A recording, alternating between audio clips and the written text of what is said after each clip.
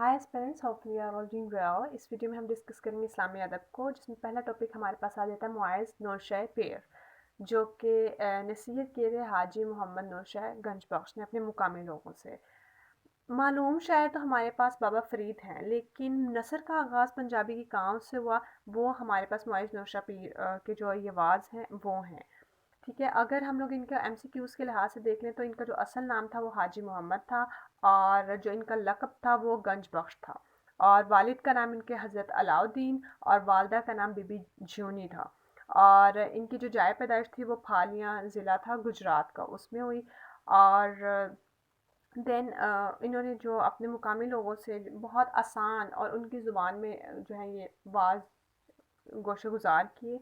और कहा जाता है, ठीक है, एक मारूफ फ्रांसीसी मुस्तशरिक ने बोला था कि इनकी तबलीग से 2 लाख गैर मुसलमान जो है वो गैर मुस्लिम लोग मुसलमान हुए। तो ये जो 2 लाख का फिगर है ये आपने याद रखना है, ये एमसीक्यूज़ में आ सकता है। अच्छा, सबसे पहले तो ये कि जो सैयद शरीफ अहमद शराफत नौशाही हैं, उन्होंने इनके 5 वाज लिए और इनके मुआज़ नौशा पीर के नाम से छपवा दिए। लेकिन फिर बाद में ऐसा हुआ कि डॉक्टर इस्मतुल्ला ज़ाहिद को लाहौर म्यूज़ियम की लाइब्रेरी से एक इनका और वाज मिल गया, और फिर उन्होंने आखे नौशा कादरी इस नाम से इनके जो 6 वाज थे वो पब्लिश करा दिए। अब वाज क्या होते हैं? वाज का लफ्ज़ी मतलब होता है कहना, नसीहत करना या खिताब करना, ठीक है। अम, और अगर हम इनका इन वाज जो कि मोहम्मद नौशाद गंज बख्श ने अपने उन मुकामी लोगों से कहे, ये बहुत कहने के बेसिक लेवल पे कहा गया था, यानी कि ऐसे कहा जा रहा था जैसे कि बिल्कुल अ, उस वक़्त अगर आप देखें भी ना, तो क्योंकि सोसाइटी जो थी वो ज़्यादातर हिंदुओं पे थी, तो उन्होंने बहुत उनकी बेसिक लैंग्वेज में उनको बताया कि इस्लाम क्या है। और जो स्पेशली जो सबसे ज़्यादा तबका उस वक़्त इंस्पायर हुआ वो शूदर का था, बिकॉज़ आपको पता है वो हिंदुओं में जो शूदर तबका होता है बिल्कुल निचला तबका होता, तो उनको इंसान ही नहीं समझा जाता। तो इस्लामी जो तबलीग थी या जो सूफिया हमारे जो सूफ़ी शायर थे उन्होंने काम किया, या इन्होंने इन वाज ने काम किया, और ऐसे ही और से बहुत सूफ़ी बुज़ुर्ग ने काम किया। तो इन्होंने यही काम किया था कि उनको पहली दफ़ा ये रियलाइज़ करवाया कि वो भी इंसान है, ठीक है, उनके पास भी ह्यूमन राइट्स हैं। तो इस तरह से वो सबसे ज़्यादा तबका था जो इंस्पायर हुआ इस्लामिक जो तालीमात थी उनसे, और वो इस्लाम के दायरे में आने लग गए। और अगर हम इनकी वाज की अहमियत को देखें तो 5 पॉइंट्स मैं आपको यहाँ पे बताऊंगी, आप इनको अपने पास नोट डाउन कर ले। सबसे पहले तो ये कि पंजाब की जो तारीख है वो और पुरानी हो जाती है, ठीक है, क्योंकि बाबा फरीद तो शायर हैं ही हैं, लेकिन अगर हम इन वाज को भी इस कैटेगरी में फॉल करवा लेते हैं तो ये जो पंजाबी का लिटरेचर है ये और पुराना हो जाता है। देन सेकंड ये है कि जो गैर मुस्लिम या उस वक्त के जाहिल लोग थे उनके लिए बड़ी आसानी हो गई थी, ठीक है, जैसे मैंने बताया। क्योंकि देखिए हमारी लैंग्वेज भी वैसी ही थी, मतलब उर्दू जो थी, उर्दू और हिंदी, अगर हम तो बेस देखें तो बोलने में कोई ख़ास फ़र्क नहीं होता, तो वो समझने में, अंडरस्टैंड करने में बहुत आसानी रहती है, ठीक है। तो यही उस वक़्त हुआ था। और थर्ड वन पे जो अकबर का दीन इलाही था उसको डिस्करेज किया गया। और फोर्थ वन पे ये हुआ कि जो मुरीद थे उनको, मतलब जो इनके फॉलोअर थे उनको ट्रेन किया गया और दूर दराज इलाकों में उनको भेजा गया, तो कि वो दीन इस्लाम की जो तबलीग करें और ज़्यादा से ज़्यादा लोगों को इस्लाम के दायरे में लेके आएँ। और फिफ्थ नंबर पे ये कि क्योंकि मीडियम आपको पता है पंजाबी था, तो वो दिल से दिल को राहत होती है। तो पंजाबी हिंदुस्तान में भी वही मतलब जो हिंदू थे वो भी वही बोल रहे थे और मुसलमान भी वही, तो वो इतना कम्युनिकेशन का जो गैप था वो इतना ज़्यादा फील नहीं किया गया। उसके बाद अगर हम लोग इन वाज का समरी देखें, इनके फ़िक्री जायज़ा या मौज़ूआत को देखें, तो सबसे जो पहला वाज है वो तौहीद पे बेस कर रहा है, ठीक है। उसमें आपको फरिश्तों का जिक्र मिलेगा, यानी कि इसराफील, और ये बताया गया कि जो सच है वो एक अच्छा साथी है। फिर आपको इसमें हज़रत मूसा और फ़िरौन का वाक़या मिल जाता है, ठीक है। और इसमें एक फिगर आपने याद रखना है, 70 लाख जो काफिर थे वो फ़िरौन के साथ गरक कर दिए गए, ये एमसीक्यूज़ में आ सकता है, ठीक है। उसके बाद अल्लाह ताला की जो कारीगरी, यानी कि आसमान और ज़मीन की खलकत है, उसकी तख्लीक है वो की गई, उसमें ये इस पहले वाज में ये बताया गया है। फिर क़यामत का ज़िक्र आया, नेक अमल का आया, और हज़रत मूसा के असा का ज़िक्र आया, ठीक है। ये आपको पता होना चाहिए कि क्या था इस वाज में। जो सेकंड वाला है उसमें इंसानी दिल और उस पे जो दिल की स्याही होती है उसको डिस्कस किया कि जब एक इंसान गुनाह करता है तो उसके दिल पे एक काला नुक्ता लग जाता है। फिर क्या होता है, वो गुनाह करता चला जाता है और फिर वो एक दिन ऐसा हो जाता है कि दोज़ख का बालन, यानी कि दोज़ख के लिए खुद को तैयार कर लेता है, ठीक है। तो इसलिए उन्होंने कहा कि नेक लोगों की सोहबत इख्तियार करनी चाहिए और अपने आप को पहचानना चाहिए, ठीक है। اور جو فریبی لوگ ہوں گے یا جو دھوکے باز ہیں ان کا جو انجام ہے وہ عذاب ہے. تو پھر اس وقت کیا ہوگا جب انہیں دوزخ میں پھینکا جائے گا تو وہ پچھتائیں گے اور پھر وہ دھاڑے مار مار کے روئیں گے. تو اس لیے بہتر ہے کہ دنیا میں ہی اس چیز کی تیاری کر لی جائے. اور جو تھرڈ والا ہے اس میں سچ کی اہمیت پہ جو ہے وہ زور دیا گیا ہے, یعنی سچ اور جھوٹ کو ڈفرینشیٹ کیا گیا ہے. اور یہ بتایا گیا کہ جو نیک لوگ ہیں ان کی صحبت میں بیٹھا جائے اور سیدھے راستے پہ چلا جائے, ٹھیک ہے. اور اللہ تعالیٰ جو اگر آپ سیدھے راستے پہ, تو اللہ تعالیٰ آپ کے لیے کسی شے کی کمی نہیں کریں گے, مطلب اپنی ہر نعمت آپ کے لیے کھول دیں گے.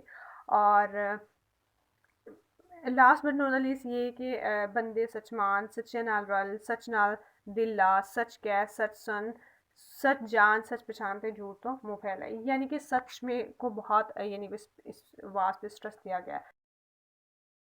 اچھا, چوتھے واس پہ وہ اللہ تعالیٰ اور اللہ تعالیٰ کے نیک بندوں کے بارے میں بتا رہے ہیں کہ جو نیک بندے ہوتے ہیں اللہ تعالیٰ کی ان سے کبھی مخالفت نہیں لینی چاہیے, ٹھیک ہے. اور اس میں جو قصہ ہے وہ حضرت صالح اور حضرت صالح جو پیغمبر تھے اور قوم سمود کا آیا ہوا ہے, ٹھیک ہے. یہ آپ کو پتہ ہونا چاہیے کہ کون سے واز میں کون سا قصہ ہے, یہ ایم سی کیوز میں آ سکتا ہے, ٹھیک ہے. اور دوسرا یہ کہ انہوں نے یہ کہا ہے کہ اگر وہ آپ کو دین کی تبلیغ کر رہے ہیں تو بہتر یہ کہ آپ کلمہ پڑھ لو, بجائے اس کے کہ آپ ان سے لڑائی کرنا شروع کر دیں, ان سے دشمنی لڑ کے ان کی مخالفت شروع کر دو. تو جو اگر کلمے کا ذکر کس واز میں ہے, چوتھے واز میں, یہ بھی ایم سی کیوز کے لیے امپورٹنٹ ہے, یاد رکھے گا. دا نیکسٹ از پانچواں واز. اچھا, پانچواں واز جو ہے وہ زبان نال تے دلوں بجانو ایمان, یعنی کہ اٹس آل اباؤٹ کہ جب جو ہندو طبقہ تھا, ٹھیک ہے, شودر کا طبقہ تھا, وہ مسلمان ہو رہا تھا, تو کیا ہو رہا تھا کہ مطلب جب اذانیں ہوتی تھی تو وہ کہتے تھے سچ نام کرتا پر, یعنی کہ انہوں نے کہہ تو دیا تھا کہ ہم لوگ مسلمان ہو گئے ہیں اور ہم مسلمانوں والی تعلیمات جو ہے وہ کریں گے. تو انہوں نے یہ کہا تھا صرف زبان سے نہیں کہنا, اپنے دل سے بھی کہنا, ٹھیک ہے. ٹھیک ہے, مثلا آپ نئے نئے مسلمانوں میں تو آپ لوگوں کی ڈفیکلٹیز فیس کرنی پڑ رہی ہیں, بٹ جتنی جلدی ہو سکے تو آپ موو آن کریں اور دل سے اسلام کو جو ہے وہ قبول کر لیں, ٹھیک ہے. اس میں اس چیز کا ذکر ہے. اور جو چھواں واز ہے, the last but not the least, اس میں اسلامی احکامات کا ذکر ہے, ٹھیک ہے, یعنی حقوق العباد اور اخلاقیات پہ زور دیا گیا, ٹھیک ہے. حقوق العباد کیا, یہ اخلاقیات کیا ہے کہ بھوکھوں کو کھانا کھلایا جائے, ہر کسی کی مدد کی جائے, لالچ سے بچا جائے, غرور نہ کیا جائے, عاجزی اختیار کر لی جائے, ظلم و ستم نہ کیا جائے, اور شیخی یا پراؤڈ کر کے دوسروں کو پراؤڈ فیل کر کے دوسروں کو حقیر نہ جانا جائے. اسی طرح کسی کے ساتھ زیادتی نہ کی جائے اور فقیری والی سینس میں زندگی گزاری جائے, یعنی کہ سمپل, ٹھیک ہے, سنسیورٹی کے ساتھ, اور ہر ایک کے ساتھ اچھا سلوک کیا جائے. اور ایسی اور بہت سی جو اخلاقیات کی چیزیں تھیں وہ اس میں ڈسکس کی گئی. اب اگر ہم ان واضحوں کی فنی خوبیوں کو دیکھیں یا پھر تنقیدی اس کا جائزہ لیں, تو سب سے پہلے تو انداز تخاطب پہ آتے ہیں. انداز تخاطب اس کا مخاطبانہ تھا. اگر آپ دیکھیں تو پہلے واز میں انہوں نے بار بار ان چھوٹے سینٹینسز, ایک تو انہوں نے یوز کیا, چھوٹے سینٹینسز میں یہ ہوتا ہے کہ بور نہیں ہوتا سننے والا, ٹھیک ہے. اور پہلے واز میں انہوں نے بار بار بابا, ٹھیک ہے, سائیں, اس طرح سے ورڈز یوز کیے تاکہ ان کو مخاطب کر کے ان کو الرٹ رکھا جائے کہ آپ مجھے سنیں, ٹھیک ہے, اور جو میں کہہ رہا ہوں وہ امپورٹنٹ ہے. تو بڑے وہ انگیجنگ قسم کے واز ہیں. آپ اس میں جو مثالیں دے سکتے ہیں وہ یہ, بابا سائیں والے فرمایا. اب بابا یہاں پہ ندائیہ کے طور پہ یوز ہو رہا ہے, سیکنڈ وال میں بابا لوگ کو ندائیہ کے طور پہ یوز ہو رہا ہے. دنیا ساری ہک ساتھ مانگے, ہک یعنی کہ ایک, اور سنے سگڑے بالو اگین ندائیہ کے طور پہ یوز ہو رہا ہے, درویش نوشہ دے امت. اب اچھا, جو پہلا واز ہے اس میں بابا جو 17 دفعہ یوز ہو رہا ہے, ٹھیک ہے, یعنی کہ آپ کو یہاں سے ان کا انداز تخاطب کا پتہ چل جائے گا. دین اس کے بعد خطابی نثر, کیونکہ اچھا جیسے کہ ہم لوگوں نے شاعری کے پارٹ میں شیئر کیے تھے, تو کوشش کریں نثری پارٹ میں کچھ نہ کچھ نثر کا ریفرنس دیں, کہ اس سے یہ ہوگا کہ آپ کا جو اسکور ہے وہ اچھا ہوگا اور آپ کو دوسرے جو کینڈیڈیٹس ہیں ان پہ ایک ایج ملے گا. اچھا, یہاں پہ انہوں نے جب بھی نثر انہوں نے مطلب وہ مخاطب ہو رہے ہوتے تھے دوسروں سے, تو ادبیت کا خاص خیال رکھتے. یعنی کہ اگر آپ یہاں پہ مثال لکھنا چاہیں تو لکھ سکتے ہیں, سنو سگڑے بالو لب لحب نہ کرنا, چاور تو پرہیز رہنا, آپ نو نیون جکا جاننا, لوک نیون دے ویک کے آ کر نہیں رہنا, بڑا بولنے بولنا, یہ سب غرور کی نندیا ہے, ٹھیک ہے, یعنی کہ غرور کو ڈسکریج کیا گیا اور سمپلسٹی کو اور دوسرے سے اچھے لحاظ سے پیش آنے کو جو ہے وہ انکریج کیا جا رہا ہے. اس کے بعد اگر آپ نے باقی لکھنا ہے تو آپ لکھتے ہیں کسی نال بھی ودیکی نہیں کرنی, روپ بیس فقیردہ نہیں چڑھنا, بھنڈار پکدا رہے ادھار نہیں چونا, آیا ونڈ کھانا ڈاڈے ہینے نال ایکو جہا رہنا, ٹھیک ہے, یعنی کہ کوئی کمزور ہے طاقت ہے, آپ نے ایک طرح سے سب کو ٹریٹ کرنا ہے. دین اس کے بعد مخاطب طبقہ, مخاطب طبقہ میں نے آپ کو بتا دیا وہ ان پڑھ, ٹھیک ہے, طبقہ تھا پنجابی کا, جاہل لوگ تھے, یعنی کہ غیر مسلم لوگ تھے زیادہ تر. اور اس میں اللہ تعالیٰ کی توحید کے بارے میں ایک ایگزامپل لکھی گئی ہے. بابا سائیں والے فرمایا ہے جو سائے خود مختار ہے، جو مندہ ہے سم بندہ ہے، یعنی کہ جو جیسا رکھے وہ اس ایسے ہی رہنا چاہیے. اور جی میں رکھے تی میں رہیے اس تے کسے نہ حکم نہ ہی اور سب دا حاکم ہے اے کون سا انو آکھے ایویں نہیں تے ایویں کریں. یعنی اللہ تعالیٰ حاکم ہے، وہ جو چاہے کر سکتے ہیں، ہم اللہ کو مجبور نہیں کر سکتے. ٹھیک ہے کہ آپ ایسے نہ کریں اور ایسے کر لیں. دین آپ کے پاس 4 ہیڈنگ آ جاتی ہے، دیٹ از قرآنی واقعات کا ذکر. اچھا قرآنی واقعات میں یہاں پہ حضرت موسیٰ کا فرعون کے ساتھ جو ہے ریلیشن شپ اس کو ذکر کیا گیا. حضرت موسیٰ کے عصا کا ذکر کیا. ٹھیک ہے اس معجزے کو یہاں پہ ڈسکس کیا گیا. حضرت صالح اور حضرت ان کی جو قوم تھی قوم سمود اس کو ڈسکس کیا گیا. تو یہ آپ کو پتہ ہونی چاہیے. اس کے بعد یہ کہ انہوں نے کوئی لمبی چوڑی باتیں نہیں کی. ٹھیک ہے بہت چھوٹے چھوٹے سینٹینسز میں بات کیا تاکہ جو سننے والا بور نہ ہو جائے. سلیس اور آسان زبان یعنی کہ کچھ لفظ جو ہوتے ہیں ایکسیپشنل کیسز ہیں، یعنی چند متروک الفاظ کو چھوڑ کے جتنے بھی باقی ان کے بعد ان کی زبان ہے وہ سمجھ آنے والی ہے. شعراں دی ورتو یعنی کہ انہوں نے صرف وہ نثر ہی کو انہوں نے پروموٹ نہیں کیا، انہوں نے نثر نگار ہی نہیں تھے، وہ ایک اچھے شاعر بھی تھے. اور دوسرے اور تیسرے واز میں ہمیں جو ہے وہ شعری جو ایگزامپلز ہمیں مل جاتی ہیں. اس کے بعد آپ نے واز کی لسانی اہمیت یعنی کہ آپ نے لنگوسٹک یہ ضرور بتانی ہے. ٹھیک ہے کیونکہ وہ تھوڑا کہہ لیں کہ الگ ایک ڈفرینٹ ایلیمنٹ ہے، تو یہ آپ نے لاسٹ میں لکھنا ہے پیپر میں.